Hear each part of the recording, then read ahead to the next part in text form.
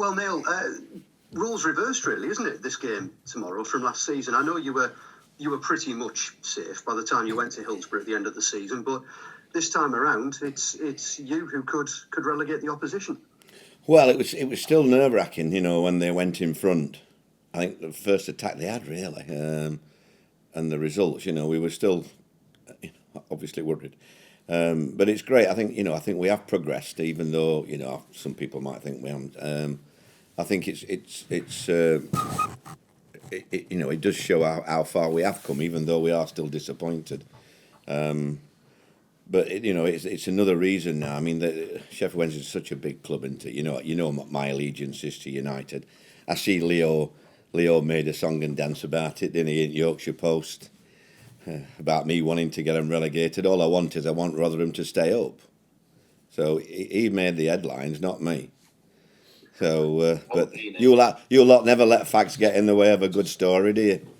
It wasn't me. Oh, was it not, Leo? Oh, I thought it was. Sorry, pal.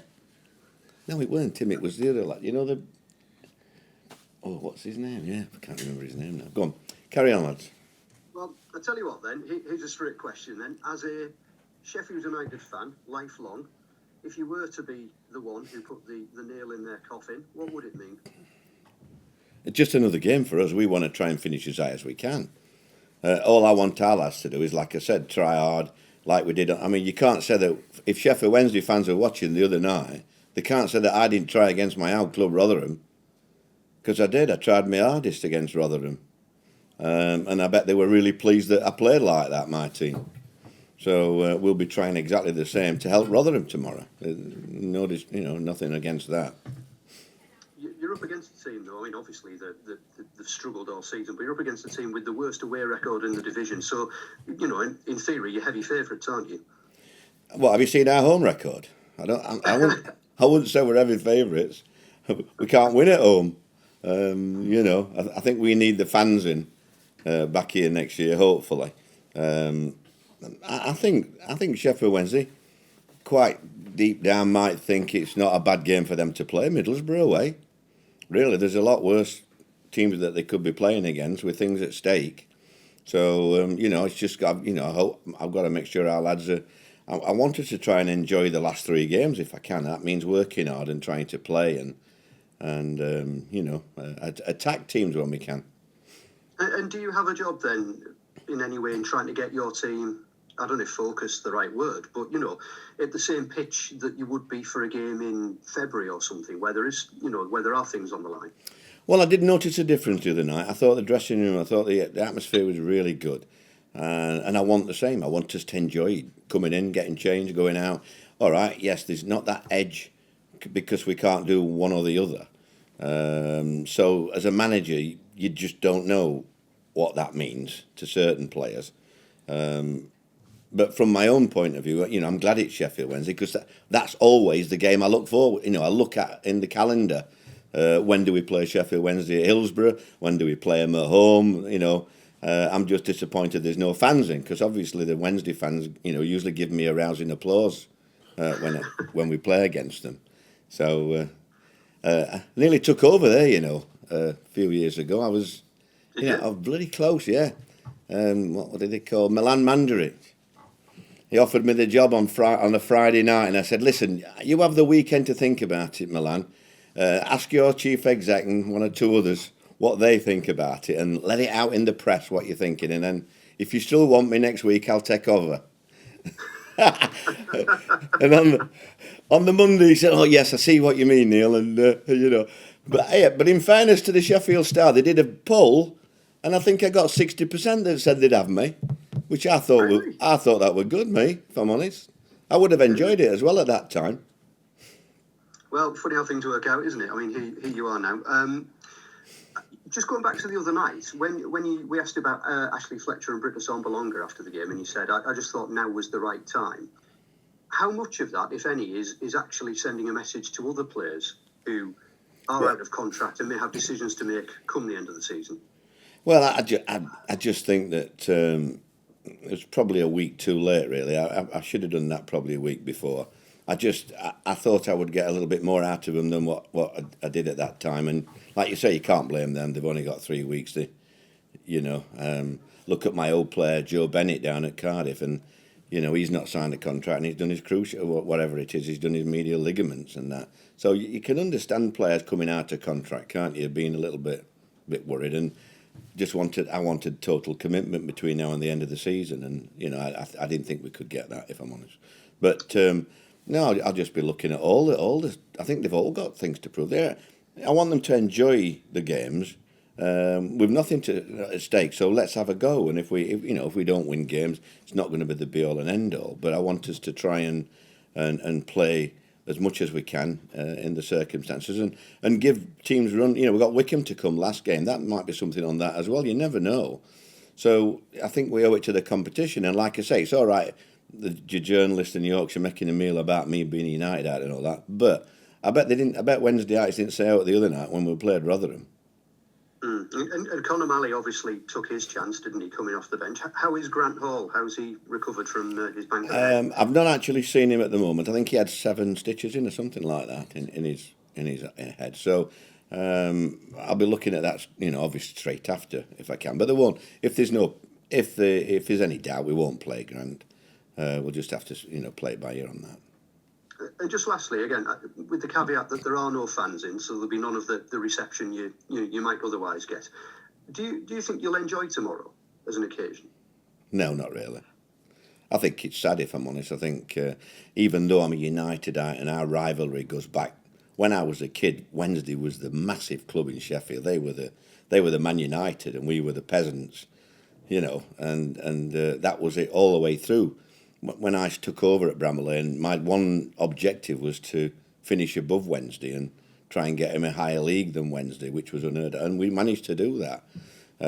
But to see him in a situation like this, and unfortunately, you've seen over the last week regarding the Premier League Big Six, owners make such a difference of a club, and it's not been easy for Sheffield Wednesday fans for the last. I don't know how many years, but it's not been easy for them. And they've just, you've just got it's hard for fans at any club because you haven't really got much of a say. All you can do is support your team, really. And, they've always done that. Right from me being a kid, they always had full houses. And, my first game on recollection was a floodlit game at Hillsborough. I was on the Cop. I remember a Norman Curtis. Don't ask me why I remember him. He was a fullback, I think. But the atmosphere was unbelievable at Hillsborough on the Cop there in those days. I must have been just a kid then, really. So it's always been, a fabulous club, and you don't want to see him in that situation, no matter what you do. You might say that as a United, you thrive on it, but I'd rather have. United are getting relegated next year. I'd rather have Sheffield derbies any day of the year. Looking forward to 2 Sheffield derbies. When all my relatives that work in Sheffield, when there's a derby, it's something to look forward to, and it's the talk of the week, and the week after you've got whoever wins has got the swagger around. So it's not. I don't think it's great to watch the situation that they're in at the minute, and the points deduction didn't it really at the start. Okay, good luck tomorrow. Thank you. Thank you. Andrew from Tyne-Tees. Andrew, where are you? Tyne-Tees. Hi Neil, you alright? Where is he, Andrew? Top right. I'm here. Oh, sorry, I've got you. Hi Neil, you alright? All right, son, yeah. I just wanted to ask you a little bit about the European Super League and how it's been the last week, really. What do you make of it all? Well, it's gone now, hasn't it? It has, yeah. But what have you made of the sort of the twists and turns, really, in the space of what kind of 2 days? Well, I don't think the response that the country gave was expected by the top 6 clubs, if I'm honest. I think that they might have thought that they would be able to just, get away with it, etc. They don't. You see, the people. The only thing I commented on that these people, the billionaires that own these clubs. I think my quote was they've never been to Tavistock or stood on the Cop at Hillsborough or anywhere else and seen what it means to each and every club in the country, whatever level we're at. It means so much to them, football, and we don't want to change it. We don't want to change it, especially for money. We don't want to change it, and we want competition. We want to dream every July when we come back in training that we're going to get promotion to that top flight, or we're going to get back up to the Division 1 or Division 2 or whatever. We want to dream that we're going to come out of non-league and start as a league club like Harrogate Town last year and Boro. You know, you can't stop dreams. That's what we're still in it. As I'm talking now, I've got goose pimples there now, Andrew. You know, and it's because they don't understand. And because the money men that, you know, I think that their one concern really is generating more money. How they're going to do that. And unfortunately, fans and are just commodities in their eyes. They're just somebody who pays the money at the turnstile that goes into the coffers. They've never understood that. But in fairness, it's a good job that some of them's bought the clubs because they were in dire straits, some of these clubs. So, you know, you can't have it both ways. It's just that they need educating. And I think this last week has educated a lot of owners that are billionaires that have got everything they want, that they can't have everything just by using the money. It's an eye-opener for them, I think, that, you know, the grassroots football, the people have stood up and said, no, you're not going to do that. We're not going to let you take our dreams away and what we're in the game for. And you're going to have to learn the hard way. And that's what they've done, really. They've had to eat humble pie, haven't they? And given that it went away so quickly after the idea came up, what do you think that says about, you know, the power that fans do actually have? And, you know, I know you said there that the fans are just commodities to a lot of these owners, but given that there was such a strength of feeling expressed about it, what do you think that says about the power that fans? Well, let me quantify that as well, if that's the right word. I don't think all clubs are like. I mean, I look at a club like our club, and I don't think majority of clubs aren't like that. We haven't got owners like that. Most clubs have got owners that love the club, that want their own club to do well, that put millions of pounds into their own clubs. Even I look at like people like Accrington Stanley and the owner down there. You know, we want the club to thrive and we want to do the best we can. So I think it's only the type of people that own the top clubs that get greedy, really. I think money does that, doesn't it? When you've got money, you want to make more, and how can we do this and how can we do that? And you tend to forget everything else, really. You tend to brush it under the carpet, what you don't want to hear. And they didn't want to hear what they heard this week, because they didn't. They just thought, well, we can do this, and why not? If that's the case, we're going to make a few billions, and there's going to be no relegation. I mean, how can you play in a league with no relegation? I'm not bothered. You know, we beat Man United when I were at Cardiff. I mean, how can you not enjoy days? I remember that rest of my life at Old Trafford. You know, so how can you not want days like that? It is unbelievable that people can even think about that, really. But they're not football people, so it's you know, onwards again. Now, can we get on with Sheffield Wednesday now? I'm going to ask you one more question about it. Oh dear, go on. I was going to say, from your experience in the game, do you think some of these owners will learn now from this experience? Or there's a lot of talk that this idea is not going to go away and it'll just come round again. It won't come around again, or will people learn now? Well, it won't bother me anyhow, because it'll not come round in my lifetime. So you'll have to deal with it when it comes round, and ask somebody who's living. Okay, that's great. Thanks, Neil. Good luck with the match. No problem. Who we after? Right, we shall do Mark Tulip, BBC Tees, please. BBC Tees, where are you? Well, not quite BBC Tees. BBC Look North. BBC Look North. Sorry, Mark. On the telly, and I think it is better without the buttons. It's well done.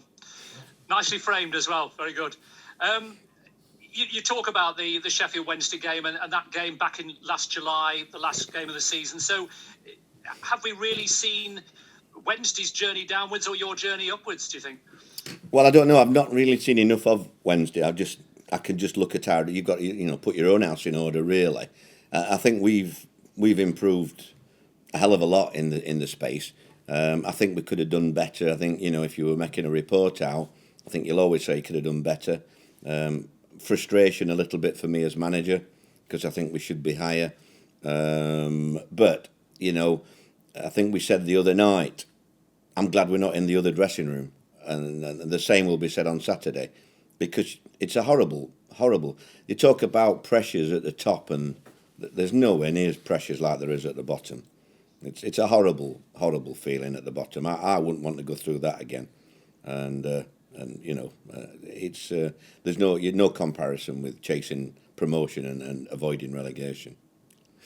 Do you think there'll be a few Sheffield United fans that secretly might want Wednesday to stay up because of the derbies and the hope that fans will be there to watch them next season? No, there won't be. No.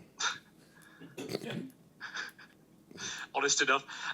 In terms of the fact that obviously Fletcher and Sombalonga have sort of been allowed to leave early, and players coming out of contract, you did mention a couple of months ago that you thought there was a bit of tinkering. Now you're talking about a bigger overhaul. I mean, do you think if you'd known that a couple of months ago, or felt that a couple of months ago, you'd have had sort of second thoughts about the extra season? Not at all. No, the extra season is because I'm actually absolutely loving working with Steve Gibson, and I'm not just blowing his own trumpet. But if he wasn't here, I wouldn't be here. It's as simple as that. I love working for him. I like the thought of putting foundations in the playing side, so we don't get in a situation like we found ourselves in last year. I want to try and help the academy as we go along as well, and plan for the time when I might not be managing. It doesn't mean I'm not going to be here, does it? I might be sat up there with Steve on a Saturday. You just never know in football. But I just think that the club is geared, and I want to show. I've always wanted to show Steve what's possible. We won't have anywhere near the big. You look at the three teams coming down, the budgets that they'll have. You look at the teams that will miss out on the playoffs this year going up, and we're going to be sort of mid-table-ish, I would imagine, even just below mid-table in regarding the wages and things like that. But it isn't always wages that get you promoted. Barnsley have shown that this year. Whether you like the way they play, doesn't matter. They've done amazing to get where they are. So that's what I've got. What I try and do next year. I want to try and get the mixture right, the recipe right, where we can enjoy the games at the same time, get right results, and look to be up there. Most of the year pushing the top clubs. And is there a 20-goal a season striker just a little bit under the radar that you might be able to spot that others haven't? No, it's difficult. I mean, looking around, when you look at what we're looking at, I mean, minimum, 10 million, 11, 12 million. Well, we're not going to pay that sort of money. I think we've already been through that period. So we've got to get value for money and try and get lads who will, we'll get more than one or two lads contribute. We've got to try and get more goals from other areas, things like that. We've got to work on all sorts of things because we do need more goals. The other night, how well we played and we only got 2 goals. I thought we should have had 5 or 6. So it's things like that. The quality in the visiting box. I think you've just got to score more goals if you want to be successful. It does cost money, but I don't see them really. I don't see the strikers. When I look at what we're looking at, I don't see 20 goals a season. If I'm honest, we're still going to be talking about a lack of goals. We've got to try and hope that we can get enough bodies in to score more goals, but it looks very difficult because most teams that are looking at 20 goals a season have got that sort of money that they're going to pay. They paid 10 million for Tony, didn't they, Brentford? And there's not many Tonys around when you look at it in the league. So it's very difficult, I think. We've got to conjure something up anyhow.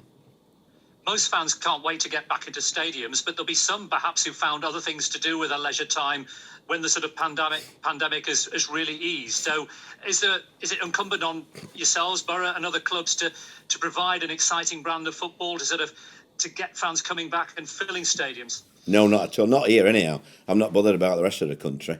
Our fans are going to come back in swarms and they're going to love every minute of it. They're going to get behind. They're going to give me stick at times, making the wrong substitution. It's going to be great to get boos here and there and go away from home and people banging on the bus. I miss all these things, mate.